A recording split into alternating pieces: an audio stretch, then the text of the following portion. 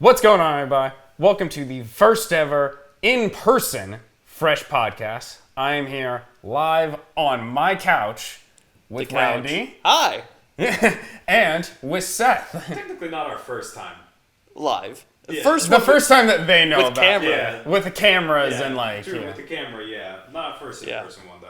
No, yeah, because we did the Justice Snyder League. Justice League. yeah. Or not Justice League. It was Zack Snyder's Justice League. Yeah, which honestly probably would have been really good if I had cameras for that, but I didn't at the time. But we do now. And we're doing this now because Baldur's Gate 3, Game of the Year winning, Baldur's Gate 3 has been like our obsession for a very long time, especially this guy's. So much time. So much time. It's a problem. Like it's an addiction. It's a very bad problem.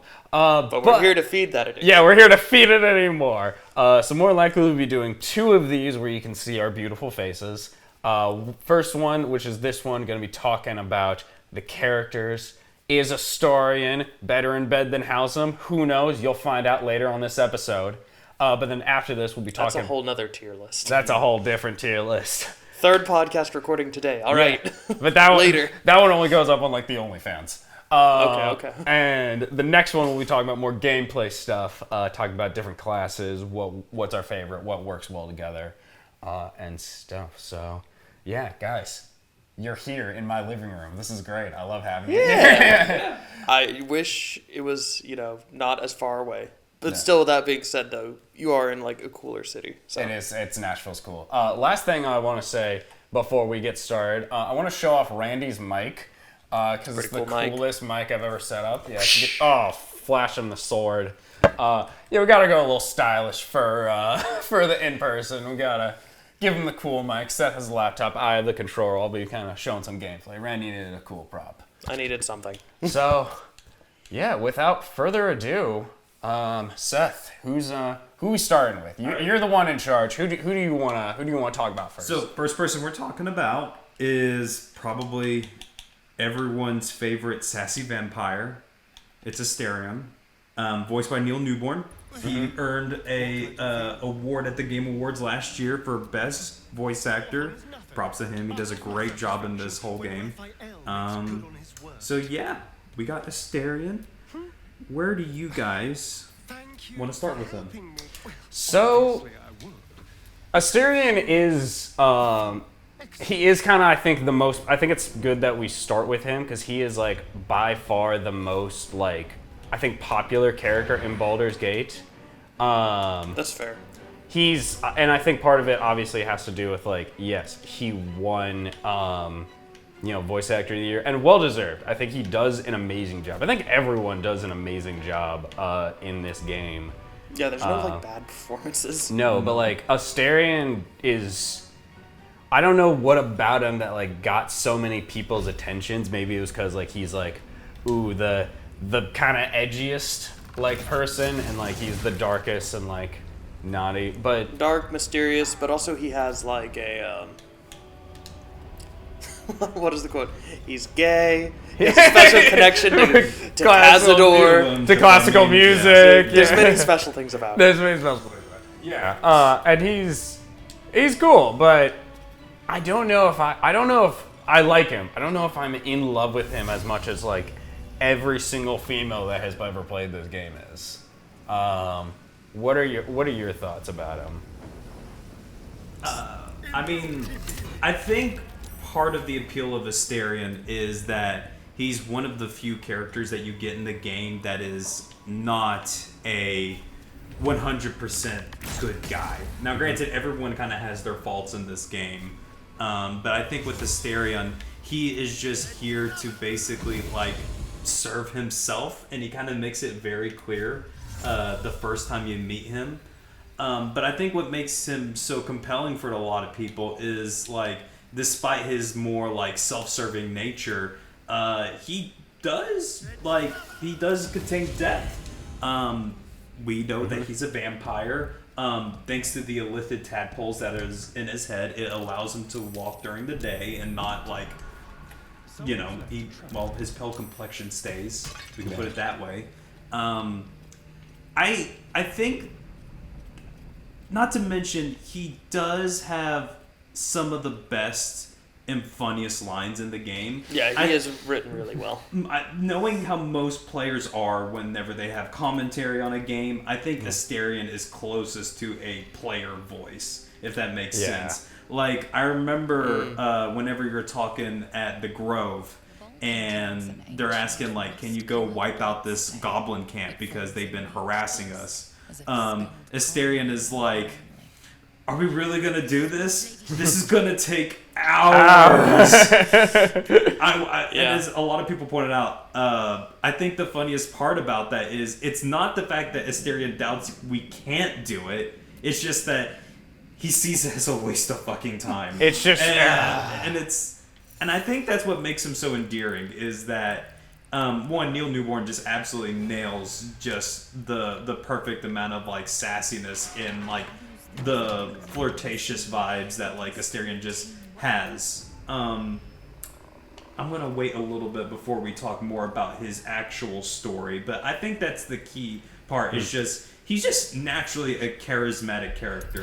He has... Even, like, when he's not talking, he has some of, like, the best, like, facial animations I remember. There's one line, and it's actually Shadowheart's line. It's when you first meet Karlach, and Shadowheart goes, like, I bet she could just pick me up. I think I have a screenshot of it. I bet she could just pick me up and carry me away. And just, like, the side eye that Asterion gives him, just like... it's so funny, and like everything he does is like very like posturous and flair, and like has a lot of flair, and like, despite not being like, I mean, I guess like rogues can have some charisma, but like I think if I remember what's his stat on charisma? Yeah, what is by his default? It's 10. Only 10, it's a fucking which 10. is I mean, wild. You know, well, I mean, it depends on if you respect him too. So, like this is a fair like level 3. Well, okay. Also, I mean, it's a level 3 rogue, 8. level 5. Yeah, he. This is a weird one that he's also like a Gloomstalker ranger because it's good, but. Even then, I don't think you would have. No, I wouldn't have respected him his at all. Stats. But yeah, he's just added. Well, I guess wisdom and intelligence. I'm surprised Constitution is the highest. But anyway, yeah, he's. Regardless, he's a very charismatic character. Regardless of I mean, I will, and I'm not one to speak much on the classes in this game, but I do believe like when you start up as like a rogue, one of the default like skills that you do have tagged is persuasion. Yeah, persuasion or deception. He does have like proficiency in it. It's not completely out of turn that like a rogue would be charismatic. I mean, I default to rogue a lot when I play whenever I play like any sort of like RPG or fantasy style game. So oftentimes I do have them. I have like persuasion as like one of like whatever the dialogue skill in that game is. I usually have that tagged. I don't want to get too much into classes because that'll be a totally different thing of like talking about classes and stats and stuff in his actual gameplay. But I think one of the nice things about Asterion 2 is like the inspiration element in this game, which basically you earn inspiration points that help you reroll ability checks, and that usually happens whether for your character or other characters. It's tied to a specific background tied to them. I think like Asterion is something like it's charlatan. Yeah. So basically, trickster. He is all about like kind of going for. Basically, he loves it when you rip people off. And I think that's the best way to describe Asterion, is like he just loves getting like pulling the wool over someone's eyes and like tricking them. So I mean that even goes back to his first interaction with him, where he's like feigning like an injury or something, and then immediately grabs your character and tries to like hold a knife to your throat. Mm-hmm. Yeah. So that is kind of like is a very iconic like. I think he has. I'd say he has the second most memorable like first encounter of him like grabbing you and putting like the knife to your throat. Mm-hmm. I still think that we'll get to who I think is the most iconic just because of like a funny dialogue. Yeah. But his is really good and it really establishes his character very early. Like he's untrusting. He doesn't like the party at first, but he's also like. When you throw him off him, he kind of plays it off like, oh, we're just having fun, whatever. Like he's very like turns it around, tries to get it in his favor very fast. Mm-hmm. Yeah. So I like him. So I will say, before I say rank, I was say his development throughout the story is very good, depending on what route you go. With what you were bringing up about, like he doesn't really like the party at first, but he definitely, if you kind of go down the route of good Asterion or whatnot, can definitely grow into, like a lot more attached with the party, and it's just solid. Like, so I want to say let's place him. I mean, I feel like he's S tier. He's S or A for sure, one of the two. You have to remember that like there's a lot of good characters. There are a lot of good characters. So I don't want to like immediately. I just also threw so much radiant damage by accident. I didn't realize that was on fire. I'm gonna put him in A tier. That's kind of where my thought is, because while I like him, and I think he's a cool companion, and this might just be me, I think there are better, like, because again, I have to be kind of strict with this list, and I'm probably gonna try to be, but there's a lot of other characters who are not only good like companions, but like also really good romance options. I know he's a good one as well, but he's not like my favorite. Like he's not at the top of my list to hang out with. So I'm thinking A tier. What do you think? For me, Asterion, it really does go through his development, and that largely depends on your choices. Like, basically, if you try to go more of a good friendship route and encourage, more openness with him, he does kind of start to turn into a better person. And on the other hand, you can go the complete opposite route with that too. So that's a thing. I'm gonna assume the way we're talking about Asterion is you're going down the good route where you want him to be a better person. I think that's part of the appeal of Asterion. He starts off as like a very untrustworthy character, not just the fact that not being able to trust him to do the right thing, but the fact that he is the same way, his story is very much tied to basically the abuse that he endured while under Cazador, this master vampire, this vampire that turned him into the way he is. And it's about sort of breaking that cycle of abuse. And I think that's what makes his story so resonant with so many players, is just seeing that growth. I personally also I liked Asterion enough in my playthrough. I didn't really use him a lot in terms of like interacting with him in terms of story and stuff like that until like towards the end of Act 2 and getting into Act 3. But once you do his storyline, my goodness, there's a reason that Neil won Best Voice Actor, and it really comes out during that side quest. There's a particular scene to where, are we going full spoilers? I think at this point, if you're watching this, you played the game. Probably. There's a particular scene where he talks about the first person he ever persuaded, Sebastian, and I just found that scene incredibly well done and well acted. So I know that, at least in regards to what you're saying about how Neil Newborn won voice actor at the Game Awards. I assume that was the scene you're referring to. Yeah, the scene where it's not just talking about him, but it's just in general, he meets all the the thralls that's down there, and he's like, it's interesting because during that scene, it's like he is in the middle of reckoning with it, where he's trying to excuse his actions, but at the same time he's acknowledging but I did this really awful thing to these people. And I think that just shows the level of growth.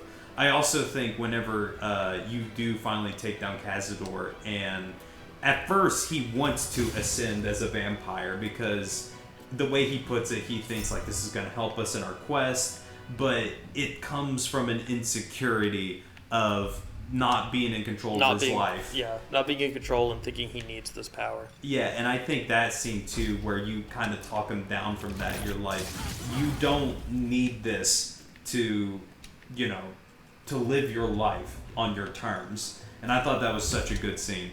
And then but I also like that it's immediately followed up with well, I didn't get to turn into a master vampire, but I'm going to enjoy killing the fuck out of this dude. Which was a amazing scene. Yeah. I do love that. It's doesn't mean I'm not going to enjoy Yeah, this. I'm not gonna stop doing this. And I think I watched some clips online because I didn't romance him in my game, but I was very curious and I looked up his romance, and I think it's very well done because it's another one of those where if you do his sort of like romantic kind of quest line, I don't know how to refer to it as. If you do his like kind of romantic arc, a lot of that is about him learning to trust in the other person more and more, like showing you his scars and asking what they mean and just basically trying to find things more than just sex from this person, but just a genuine connection with them. So me personally, even though he wasn't like one of my personal favorites until towards the end of the game, that much really won me over. So I personally give Asterion S rank, just because of that, because I think his arc is so well done. I think he's a very interesting, multifaceted character who isn't just a 100% good guy, but you can guide him down that path. Plus, if you do kind of the good guy route with him, I do like that he sort of becomes like a anti-hero vigilante. Yeah, he does. Essentially. He's like, turns out it doesn't matter who you kill as long as, or like, it doesn't matter about the killing as long as you kill the right people. Exactly. And I'm just like, that's awesome. That's like, yeah. It's like Asterion still gets to do the thing he loves, which is just tricking and killing people, but he's doing it in a positive way now. Yeah. So good on him. So yeah. So I agree.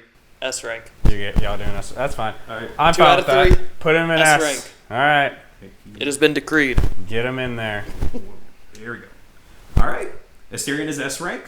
All right. Who's And next? now we're moving on to Gale. Hey. I have feelings on Gale. I know you do. I'm interested to hear your feelings on Gale. I know you just finished up with Asterion, but yeah. I am really intrigued on what you'll say on Gale. I can definitely speak to it. So Gale, there's this one after I played through the game. The scene that sticks out the most in my mind when I think of Gale is when he's showing you magic, like kind of how he does magic, and he kind of like gets in your head and does all this like stuff of like all these descriptions, like, oh, look how cool it is to do magic, but it gets like weirdly intimate with him, and I was just kind of like, I just thought we were doing cool magic stuff, bro. I didn't think this was gonna turn into a date. I don't know how I feel about that. And whenever I would look up TikToks online, a lot of women resonated with that scene, which is like, man, I thought I was just out with my guy friend doing something cool, and now he's like confessing to me, and it's really weird. I'm like, oh, this is what being a woman is like. I don't like it. I don't like it at all. The other time is whenever he like basically mansplains magic to you, no matter what your character is, and it's just kind of, he's like, well, I'm a wizard, and like, you know, I set it up on these books, and I come from this fucking place, and like we study on magic, and it just kind of like, I mean, at this point in the game, I was like, I'm a ranger. I may not be as fancy magic, but I can make vines grow out of the fucking ground, so I get it. I know how magic works, brother. That seems really bad if you are a if you do have a class that is a like magic based class, like a wizard or a sorcerer, or a wizard, because it's just like, I think there are some, like, if you are a wizard or sorcerer, I feel like there are some reactions there to like somewhat speed up it, but it's like, it also serves for him to say like, yes, I'm from Waterdeep, and I came from this school, blah, blah, blah, blah, blah. I don't know. Yeah, and I think that's part of his character. Gale is prideful, but not in a way I think that is typically depicted in stories, where you just get like this big egotistical guy. Gale knows what he's doing. He is a talented wizard, a natural adept when it comes to magic. But he also gives this vibe of like he thinks that he knows what's best for everything else. And it's like, do you? Because your ambitions have landed you in a lot of trouble in the past. Yeah. That's like the whole reason we're here is like, you don't really actually your biggest ambition. But I think I've talked enough on Gale. So I'll say this.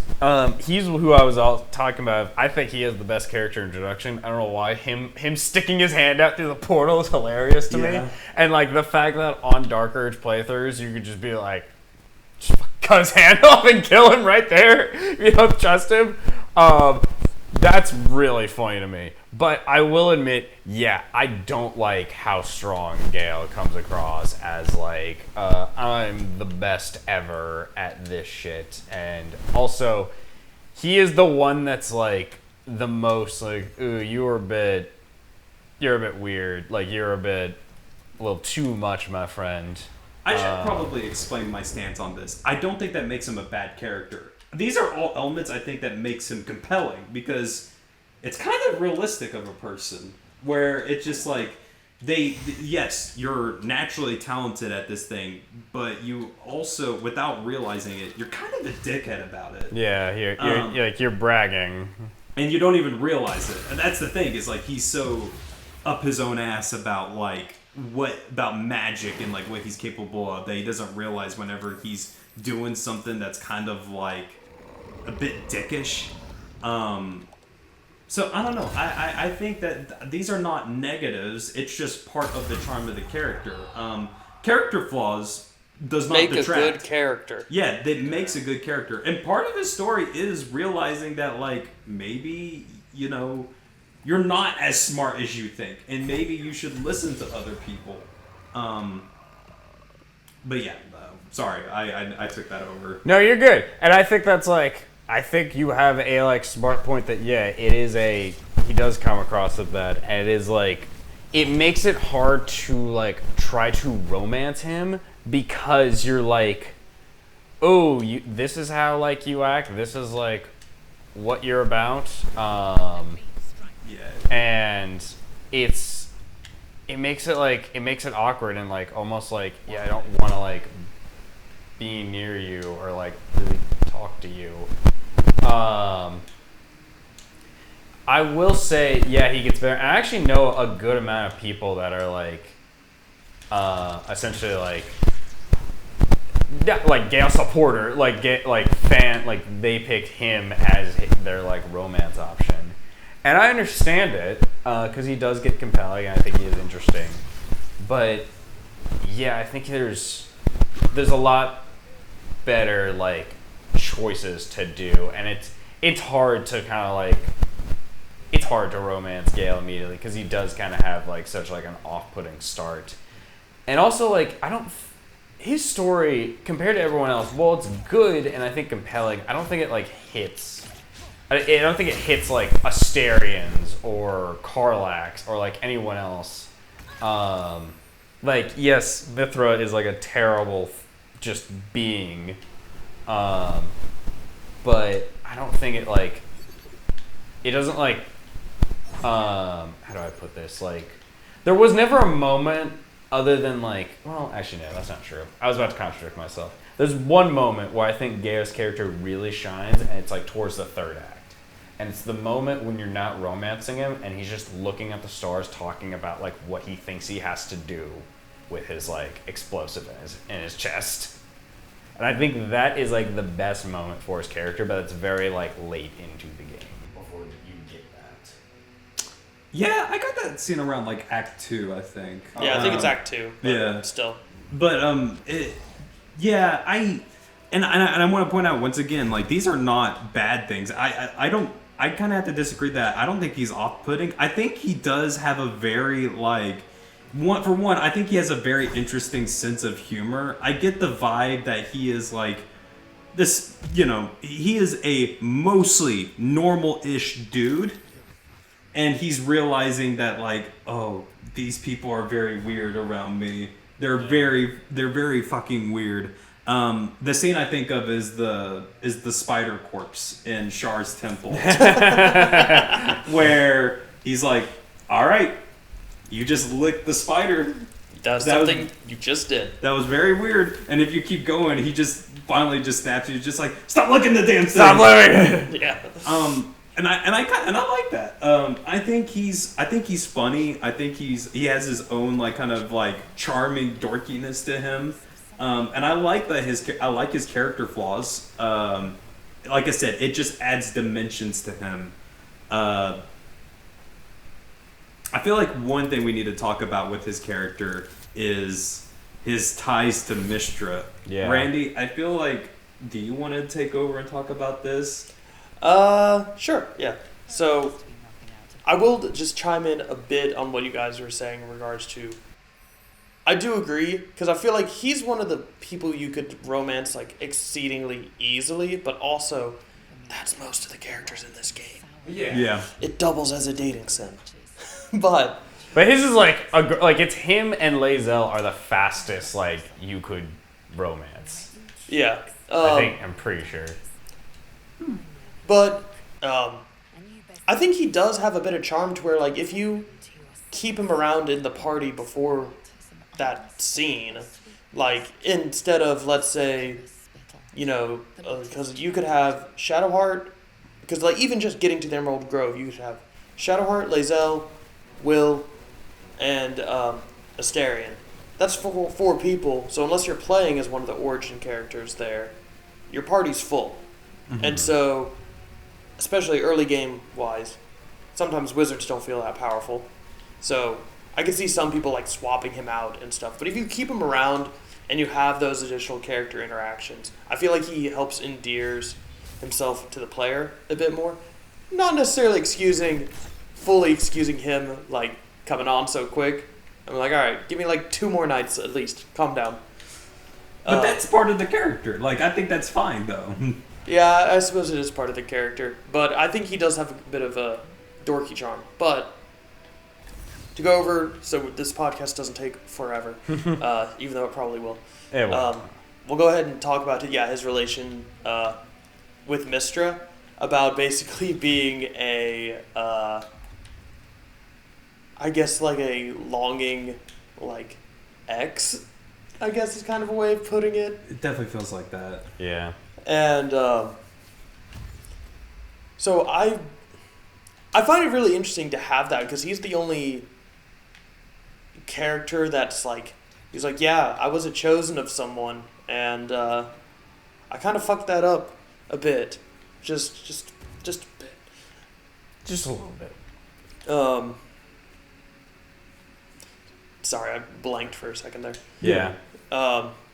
Yeah, having him be a chosen of someone and being able to, I don't know, have that perspective. I think that also gives into like why he's so like kind of confident and cocky to a degree. Of being like, I had all this power. I banged a goddess. Yeah. Yeah. But also... He definitely was bragging about that. Yeah. But also, you almost, like, don't believe him, which is really funny, too. You're like, sure, buddy. Sure, Jan. Yeah. I will... Yeah, go ahead. Mystra is so, like... just such a scum, like, piece of just nothing. That, like... It's really hard to, like, talk about. I was also, like, I remember when I first, like, heard Gale's backstory, I think I misunderstood something, and it's still, like, kind of strange, but I was under the impression, because Gale's always talked about, oh, she took me under as a young age. I interpreted that, like, 10-ish, like, super young. It's more like 16, so, like, it's not as bad, but I thought, like, literally, like, when Gale's describing his backstory, I'm just like, you're bragging about this, dude. You're a victim. Like, that's really fucked up, like, what you're talking about. This goddess that, like, took you under her wing and just, like, not groomed, really, but, like, basically, like, convinced you to, like, be her servant. And you didn't really have that much of a choice. So it was just always like it was just always like such a weird relationship, and I was always like kind of uncomfortable about it, but I think you're supposed to be. Like, you're supposed to like be weirded out by Mystra and like be naturally like distrusting of her. I mean, that's definitely one way to read into it. I'm not sure if I really felt that was the intention, but I mean, like it can make sense. I definitely don't think you're supposed to like Mystra. I think it's more of the issue that what Baldur's Gate is getting into is like a lot of other stories. Is like whenever you're a god or a goddess, you're like at that level of power, you kind of see mortals. A lot of them just see them as disposable. Yeah. And I think that's kind of what happened to Gale.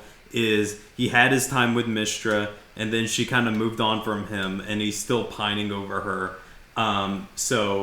It obviously sucks for him, especially since, it was at a very young age. Like, 16 is still pretty young.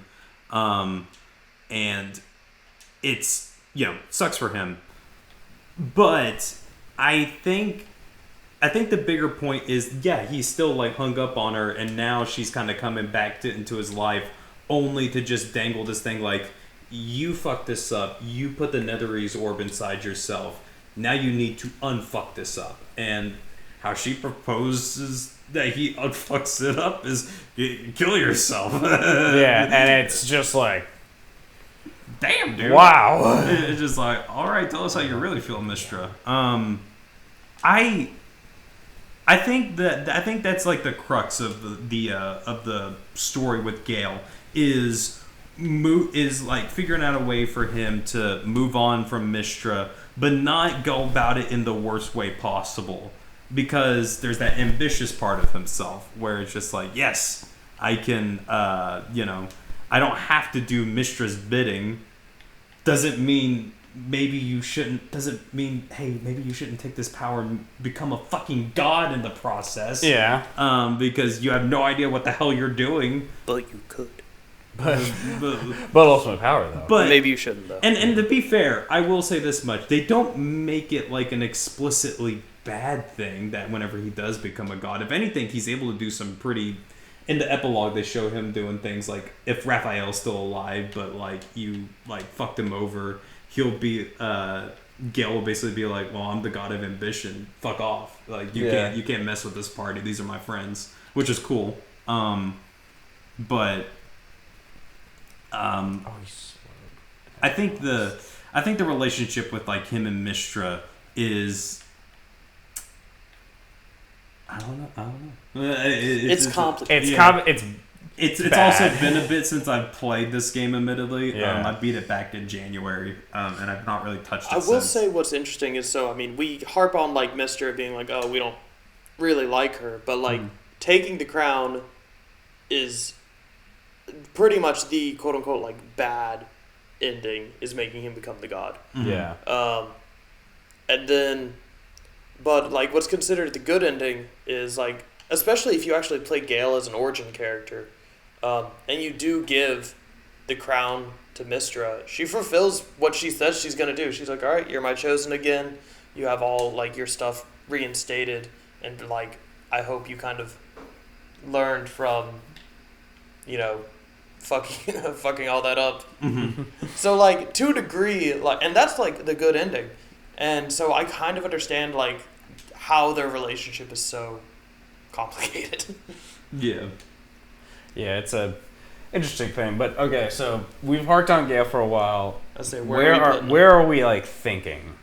Because where I am... Oh, just real quick, though, because I assume neither of you guys did it, because you already talked about how it's so hard to romance him. His sex scene, dope. You fucking the galaxy. It's crazy. A class. No, maybe not A. Probably like B. Galaxy. You do. You fucking go to like a celestial plane and like fuck as like ethereal beings. It's like crazy. It's like the opposite of the Mazora scene.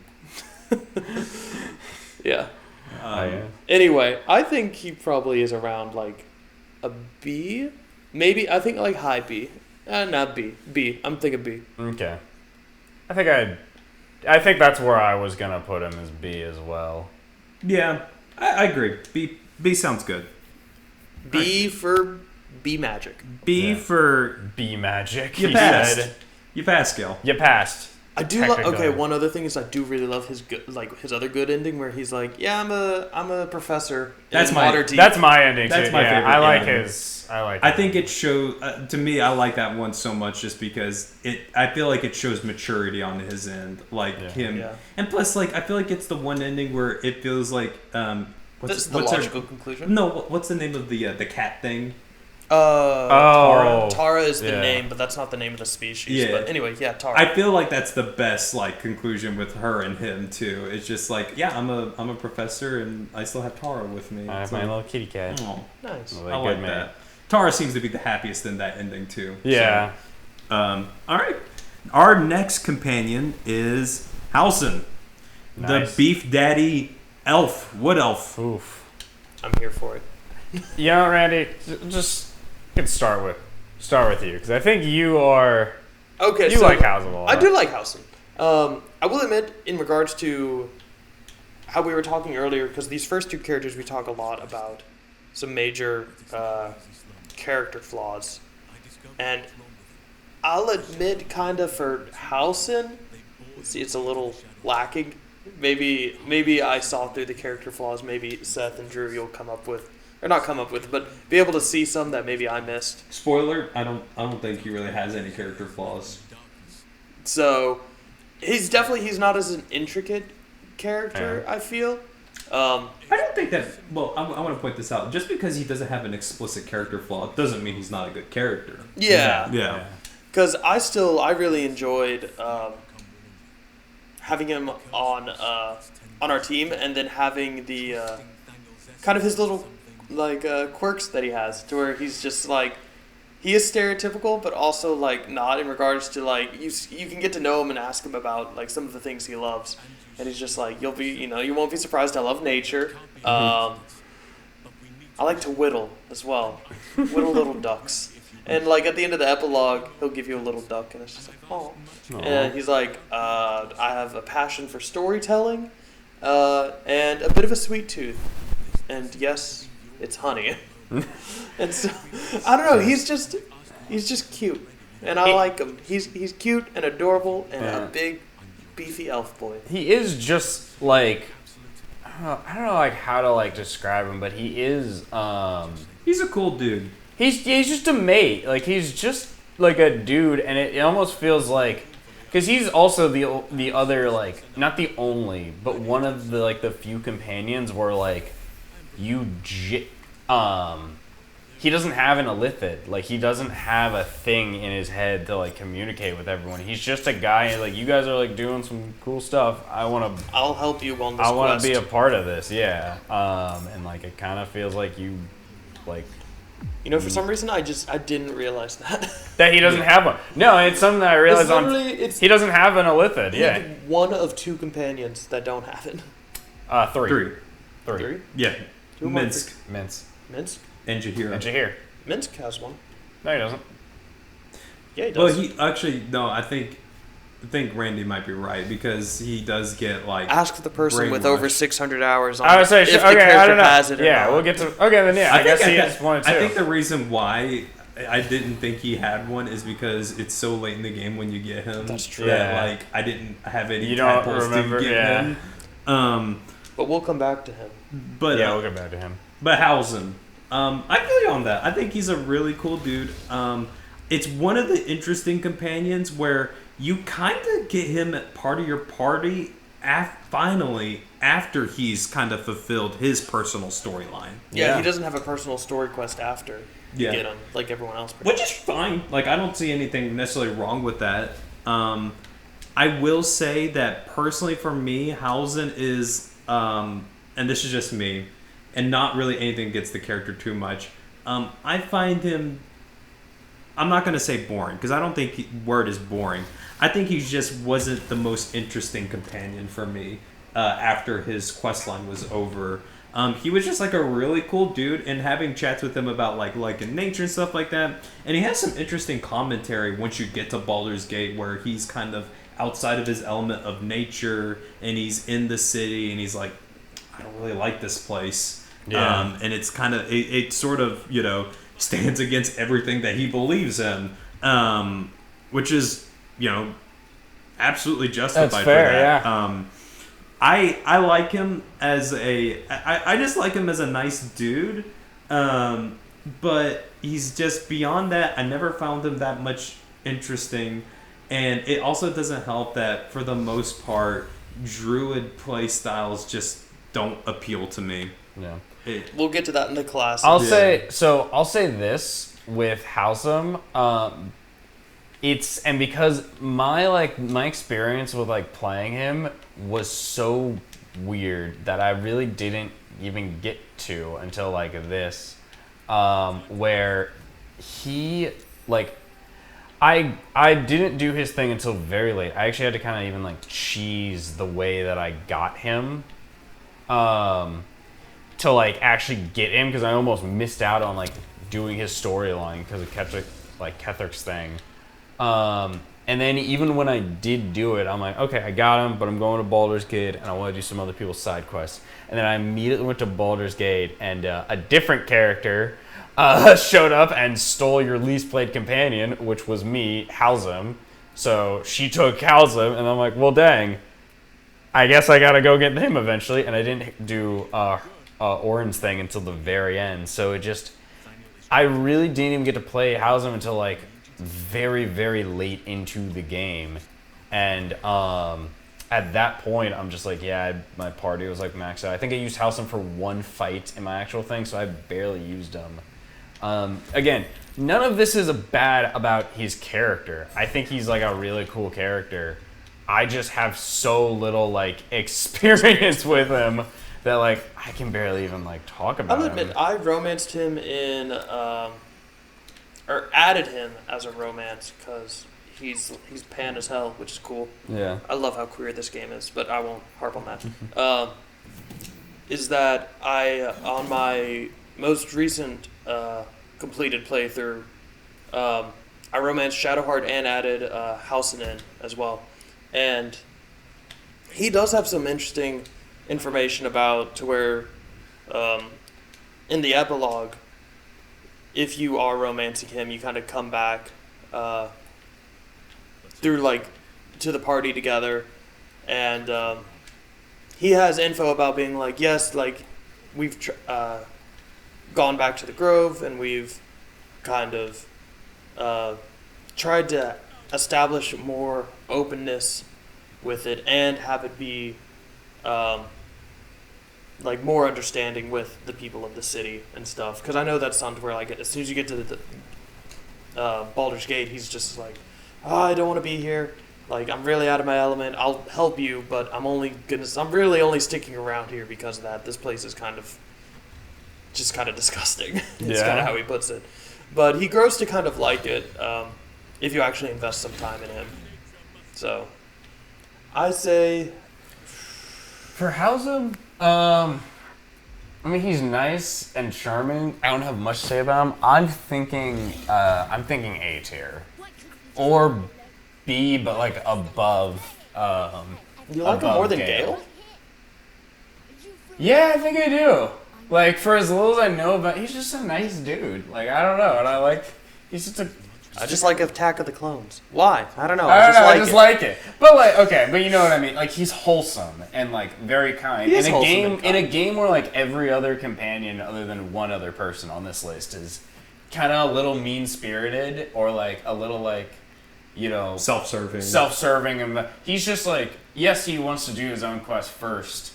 But he is genuinely no. He's as soon as we complete this quest, I will help you. And he's the only one that I'm doing this because it's the right thing to do, and that's the only reason I need. Everyone else has to do it, or else they turn into a mind flayer. If he doesn't do this quest, he'll be fine. But he does it because he's no, this is the correct thing to do in this moment. I would say B. I'm not going through and saying, he needs to be. I don't know if we want to rank people also in order as well. I wouldn't have to do that. I'm thinking B. As much as I liked him, I almost was gonna say, C plus. But his two sex scenes, fucking dope. I mean, is there really a bad sex scene in this game? I mean, I suppose that's fair. Yeah, not really. I'll admit the first one with Asterion could have been better. The first one that I like. I'm doing a modded playthrough now and I'm romancing him, and the first one is just kind of just you meet in the forest, and then maybe it's because I ended it super soon, not by being all right, we're done here. I was just oh, you're gonna bite my neck, and then it's just and you're done. And I was out of here. Okay. Yeah. But like Halsin's, I don't know if they just put more effort into it or what. I mean, they used one of them for the shock factor, and that's why everyone lost their mind about being able to like bang in druid form. But then the second one, man, he knows how to be like, you first. There is like, oh, I like being put first. Thank you. Oh, that's nice. Well, good on House. A gentleman and a scholar. So gentleman Seth, and a scholar. Where do you feel him? Where'd you put him? God, I was gonna put him like in C or D. Oh dang! You're mean. We are all over the board. This is the first one where we're everywhere. Yeah, we got 1A, we got 1B, and then I'm C or D. You're C. I guess if we really wanted to like put a middle, I guess it'd be B.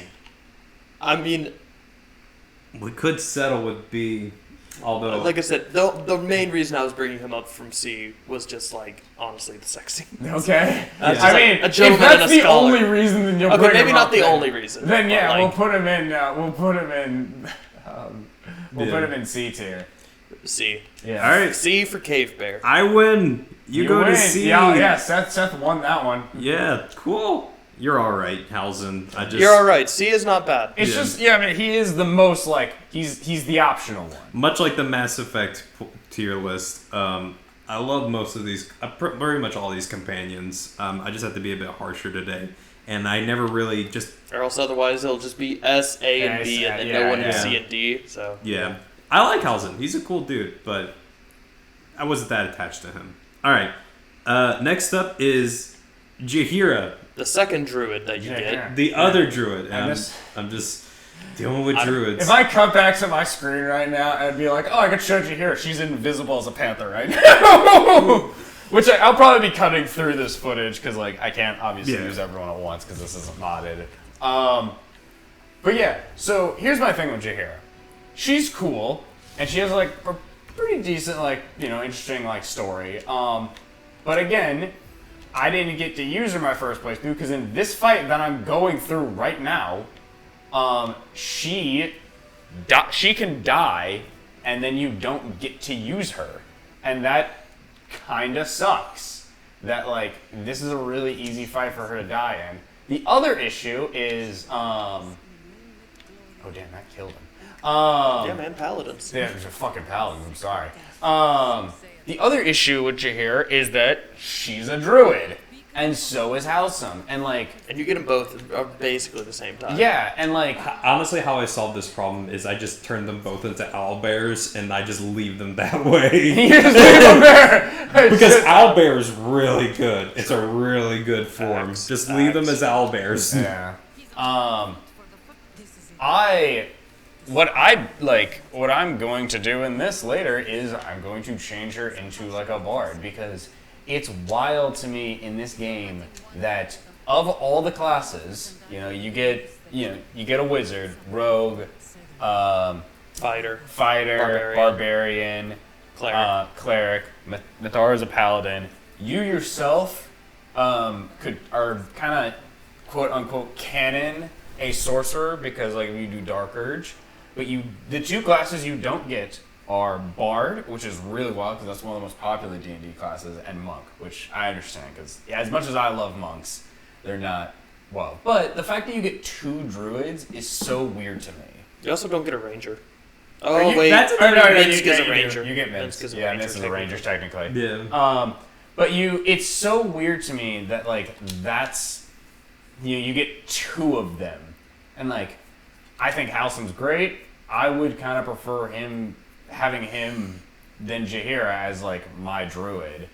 I mean, you literally meet him in bear form. Yeah, you meet him in bear form, and like you kind of have more of a personal like story with it. It feels like Jaheira's on your team more just because like she was in the previous Baldur's Gates, if I remember correctly. Yes. Yeah, like, Baldur's Gate 1 and 2. I feel like she's on your team because she's like a legacy person, and like people will be like, oh, it's cool, Jaheira's here, and like that's why. But I feel it's weird that like she can come with you normally. She does get props though because she does allow for someone else to be on your team, which we'll get to. But that was kind of my whole thing with Jaheira. What are your thoughts? I really like Jaheira. The reason I think I like her so much is I should preface this. I have not played Baldur's Gate 1 and 2, but even before Baldur's Gate 3 was a thing, I loved looking into the story and watching video essays about it because it's a BioWare game. This was Baldur's Gate was originally a BioWare series. It's actually largely where they kind of got their claim to fame as developers of RPGs. It's hard for me to explain, but playing this game with Jaheira and how she's written, she feels more like a BioWare character than a Larian character. If that makes sense. It's hard. Right. Yeah. And it's one of those things where it's just a feeling more than anything. But the thing is, like, the humor with her, for example, one of the ways you can get her approval up really high is, weirdly enough... actually kind of make fun of her, yeah. Call her old. Yeah, she really likes it when you kind of tease her about being old, which for some reason feels like a very BioWare thing to have. Not necessarily like Larry. I wouldn't describe her as the deepest character, but you don't have to be a really deep character to be compelling, in my opinion. To be an enjoyable character. There's multiple avenues and ways to write a character to have the audience interested in them. And I really like that. I like that, like, Jaheira is, like, she kind of has the feeling of, like, I've done this before, saving the world. This really isn't anything new. I like that. I also like her interaction with her quote-unquote children. Where they're kind of like, Mom, like, you know, you just, once again, you've left us to go off on another freaking adventure, and that whole, like, back and forth between her family when you meet them is really, like, in my opinion, like, charming. Like, they obviously care about her and she cares about them, but it's in a way where it's just like she will find the most roundabout way of saying, like, I love you, and it's just like, it's like you're a good fighter or something like that. She's basically the team mom or grandma, if you would prefer. She'd prefer. Yeah, she'd prefer. Like I said, she loves it when you tease her about her age. The old bird. But, like, I find that charming about her. I also think that there's little. I think what I like about her is I especially do get the sense of, like, her history. One of the big things, this is a spoiler for games that are over 20 years old at this point, Baldur's Gate 1 and 2, but when you meet her, she's with her husband, who's a companion, but in the second game, Baldur's Gate 2, Kayla dies, and a lot of her story is about grieving the loss of him in the second game. Even though she doesn't really directly speak about him, Kayla is obviously still on her mind. I can't remember what item, but I remember if you go to her house in Baldur's Gate, where her children are, and you go down into, like, her sort of secret sanctum or whatever, there's an item that you can find, and it very much is, like, a sort of, like, sentimental value that reminds her of her husband. And it's not something that I think most people would catch on unless they play or knew the story of Baldur's Gate 1 and 2. And I appreciate that. I really like a character, because, like, Larian didn't just call this game Baldur's Gate 3 and made something, like, completely different. Like, it's clear that this studio respected the IP that I would imagine a lot of them grew up with and fell in love with RPGs in the first place because of. And they're basically using, like, Jaheira as a conduit to express that, like, love and adoration for that game. So I really like her because of that. I think I like a lot of the history tied to her. Randy? I'll be honest, I don't have that much to say about Jaheira. She often ends up kind of hanging out. I do enjoy using her to get Minsk, and kind of if you bring her along to do that quest, which you almost pretty much have to. You don't necessarily have to. You could leave her at camp and then just tell her at camp about what happened. Well, but you have to, like, have her on your team. Like, you have to. Yeah, you have to have her on your team. But I'll be honest. Like, with what Drew was saying about having yet another druid, I ended up, like, most of the time I end up respecting her as, like, a ranger. I feel like she's more of a ranger. And, I mean, heck, she's there with, like, the Harpers. And, like, I feel like a lot of the Harpers are kind of rangers. And so I'm like, well, if you're leading them, I feel like this works. But, yeah, she has some fun dialogue, like Seth was saying, in regards to, like, teasing her and stuff. But as someone who doesn't know the story of Baldur's Gate 1 and 2, I didn't appreciate it as much. Hearing what you were talking about with her and her partner, her husband, and then having that sentimental item in the game, I mean, that's a great detail to have in. So, congrats, Larian. You need, yet another thing to add. I think one of my favorite like jokes too is, speaking of which, so another thing is this was a weird thing at the time. I think most fans recognize it now. Even though a lot of her, I think, story in Baldur's Gate 2 dealt with her learning to move on after the loss of her husband in Baldur's Gate 2, I believe, she could still be romanced, which is weird. Yeah. And I like that. I think there's a line in Baldur's Gate 3 where she's sort of talking about, like, the Ballspawn, which was the hero of Baldur's Gate 1 and 2. And she's kind of like, people make up stories all the time. There's even stories saying that, like, I was hooked up with this person. And it's just like, that's very clever.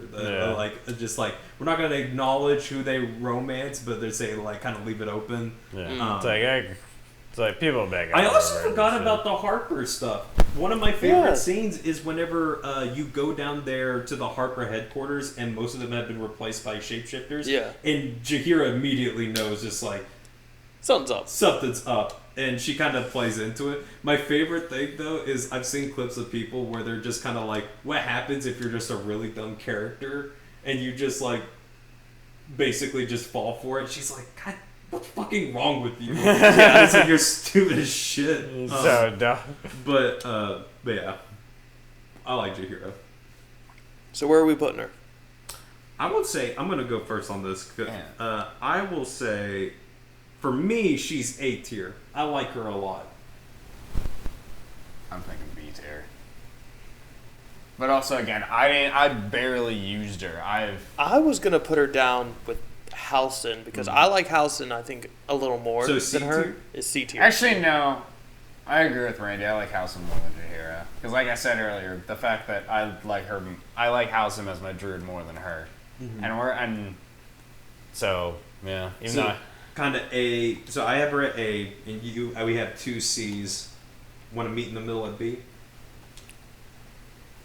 I feel like you're fighting for it. I would say we still put her at C, but I'll get. We could put her at C. Yeah.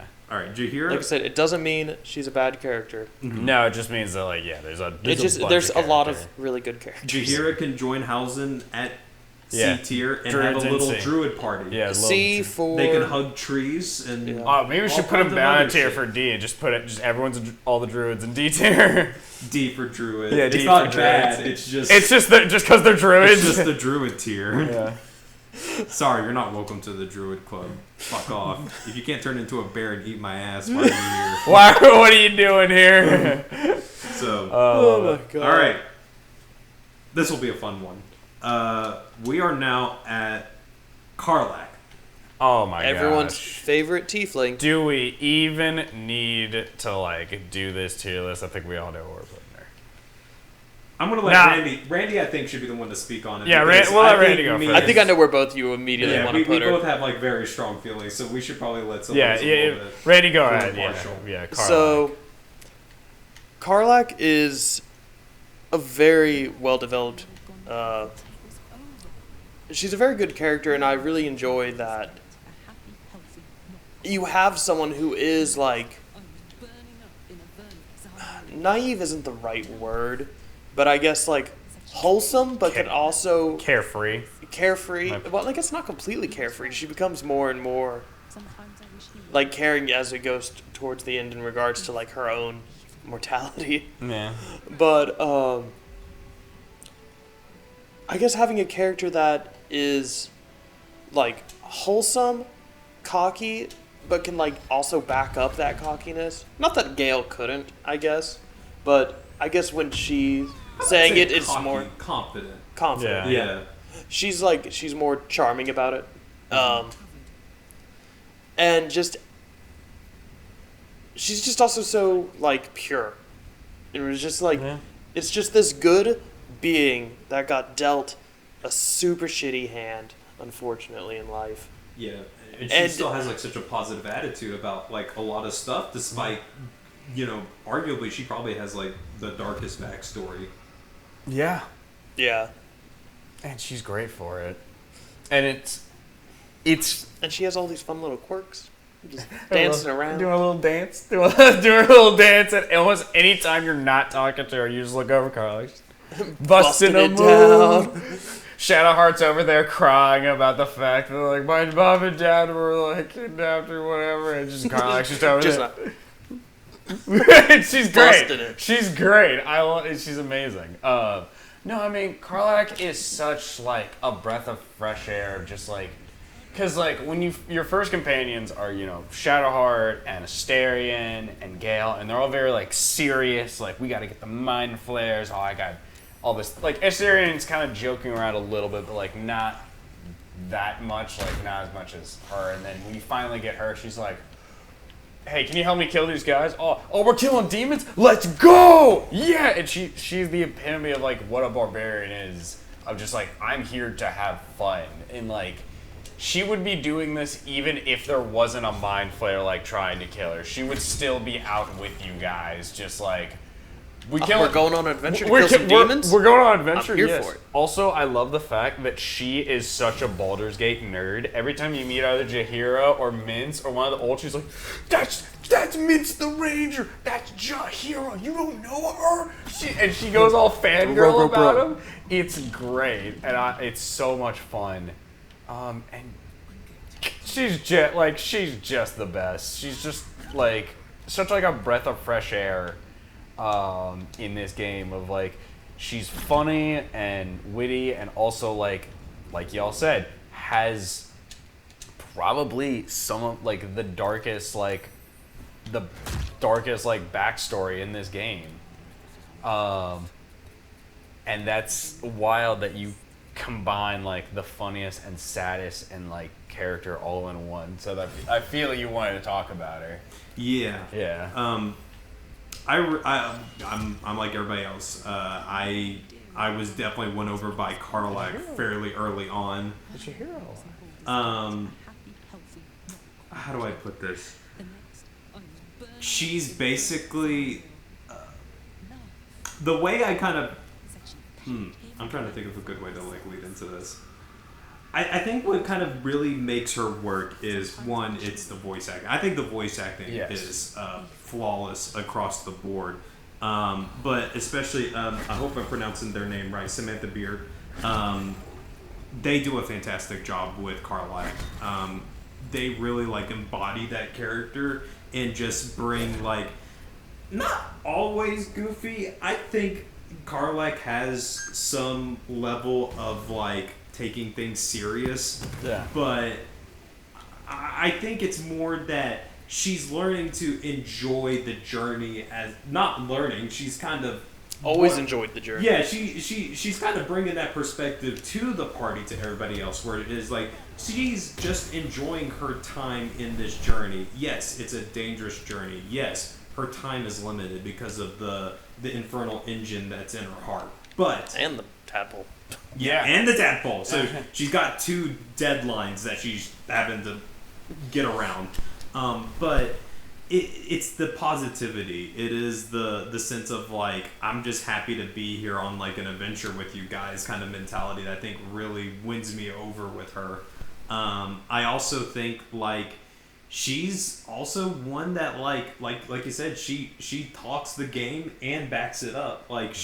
Like whenever she sees something that in her mind is wrong, whether it's something your character does that's evil, or whether it's like she just witnesses like another character do evil shit, she's like, they're going down. Hey, that's messed up. Don't do that. She and I really like that. I really like that about her. She's fun. She's supportive.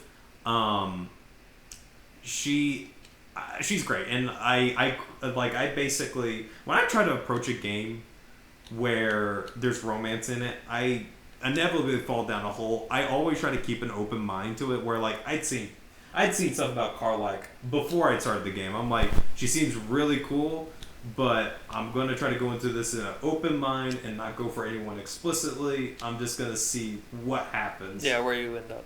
And then she gives you the scene of just like, I want to ride you till you see stars. I'm like, yeah. It's like, all right. Oh my gosh, you just reminded me of the most adorable moment in this entire game by far is when you are romancing her and you finally tell her, I love you, and then she immediately goes, I love you too! I just didn't want to say it first. And like she immediately goes in, you could tell she was dying to say it, and I'm just like, you are so freaking cute. I can't handle it. Oh my gosh. And like, oh my gosh. Everything about her is done incredibly well. Not to mention, like, again, we won't get into the classes. She's also one of my favorite classes to play as a barbarian. So yeah, I ran through this game with double barbarians, which was really fun. She's just great. She has so many things. And like, getting into, the last thing I'll get into with her is her story of like, and again, she's the most like positive, uplifting person. The fact that her story is about like having to come to terms with her own mortality and to accept the fact that this, like, I'm going to die, I'm going to thing, and like her, because initially she doesn't like really accept it. She's like, oh, we'll be fine now, just keep going, and she like doesn't want to talk about it, and she's like really against talking about it. But like the more and more you're like, no, this is a big thing, and eventually she's like, fine, I'm gonna die, and I hate it, and I'm scared, and she like kind of breaks, and she has this moment of just like, oh my god, like just realization of it, and it hits like incredibly hard, like when it finally happens, and it's I think like I think Astarion's voice actor does really well, but I think probably like she is like the next best, maybe even the best, but that's I know that's like an incredibly large take. Yeah, that's a lot. Yeah, I think what's interesting about her is like whenever you reach to Act 3, it feels like whenever you kind of know that like, hey, this fix that Damon was able to give you, it's only temporary. Like you're still gonna burn out eventually. It feels like her primary motivation in Act 3 is to get payback against Gortash. Yeah. And it's like, you got it, and it doesn't change anything. And I do agree that like that scene is just extremely well done, and it is, of course, it is a heart-wrenching scene. She does such a good job with it. And I do, and I think what's interesting is like, let's take Gale, for example. It felt like with Gale, he also has like a sort of terminal diagnosis with the Netherese orb. But it felt like with interacting with Mystra and the way that Gale is like, well, we have all these different avenues to research it. We can figure out a way to cure you, and like, you know, you can get rid of this. And it didn't seem like a big issue for him. But I feel like with Karlach, especially when you're reaching Act 3, and you just defeated Gortash, and you've already done all this stuff with Damon, there doesn't really feel like a clear-cut answer of like how to help her. And I think that's where it got really, like, personally, like, really scary for me. I was just like, oh shit, because like I'm so used to games like this where it's just like there's always a way. And again, in this game, there is a way to save her. Yeah. But like at the time, I'm like, we're reaching the end of the game, and I've done all the quests, and there's not a clear answer coming up, and it's kind of scaring me a little. It's like, oh my god, you have to like reckon with the idea that like, yeah, this may be one time you can't help her out, or the only solution that's possible, as Damon suggests, is the one that she hates the most, which is like, go to hell. Yeah. Go back to like the worst place in the world for her, or worst place in the realms for her. Yeah. So I think that story is just so well done. Her reckoning with her mortality, like you said. She's just a fun character. She's very well voice acted. I find like a lot. I think she's just so emotionally open and free in a way, and very like a part of her. part of her thing with a barbarian that I think works really well is that she knows what she wants and she's very blunt about it, and in a way that just makes her even more endearing in a cast of characters who kind of like sort of tiptoe around it a lot. So I like that. I like that a lot. That's another thing that you brought up of like of just like that moment, like the moment where she finally realizes it, and like you're kind of playing the game, and you're like, crap, how do I do this? And like you have this fear of just like, I might not be able to save her, and like that's terrifying. Of just like we gotta figure something out, because like you can't leave her. Yeah, or the one solution is like in her mind, like the worst outcome. Yeah, because to her it's not just that going back to the worst place in like the realms for her, but it's also going back there alone, because that's like I think one of her biggest fears, even beyond just death, is just being alone. Yeah. So I think that's what makes her like a really compelling character. Are we ready to rank her? I think we all know where we're quite aware. Yeah. Ready? Would I would. Yeah. Before B had said these. Looking at the rest of these characters, I would like either be a very high A or like also S, but like I'm so on the line, I'm just like, just put her in S. Just put her in S. Me and Seth loves Carla. Yeah, I know you guys want to put her in S. We're gonna, she's going so, S. Yeah, so S. S tier. All right, S. Plus S also, for smoking hot in Avernus. You could have just ended it smoking hot, which I think is that works too. Yeah, that would have just been fine. I will also say that another reason I really like Karlach is just because she basically reminds me of like a female Hellboy. That's fair. That's fair. She comes from hell. She's a tiefling, big red. Hellboy's also big red. She smokes cigars. Also, you do get one of the coolest fucking endings with her. Oh, it is sick. That's true. I'm just like, she goes to hell. Well, I'm back here. And she lights it with her finger. The best part is, like, also, if you're Roadster, she'll give you one too. Yeah. And it's just like, that's sick. It's so cool. Yeah, I personally love that ending. One, because, like, yes, there is a way to save her. You don't fix the engine, but you basically have her go to Avernus to find a way to fix it. You can convince her to do that, I think. Because in the thing, it's like, oh, we're kind of finding some stuff that looks in the epilogue. Yeah, in the epilogue. And it's cool there. Like, basically, it's just you, her, and another character we'll be getting into soon, just having, like, a little fun family time in hell, killing demons. It's the Doomslayer ending. So it really is. It is the coolest. Just to help to solidify it, I think one of the Baldur's Gate themes that you hear throughout the game, you get like a electric guitar riff version of it. And that's like the best song in the. It's the best. It's a metal version of, in my opinion, the best song in the game. Yeah, which is so cool to be. It's really cool. I like it a lot. All right, we talked enough about her. We got to get moving.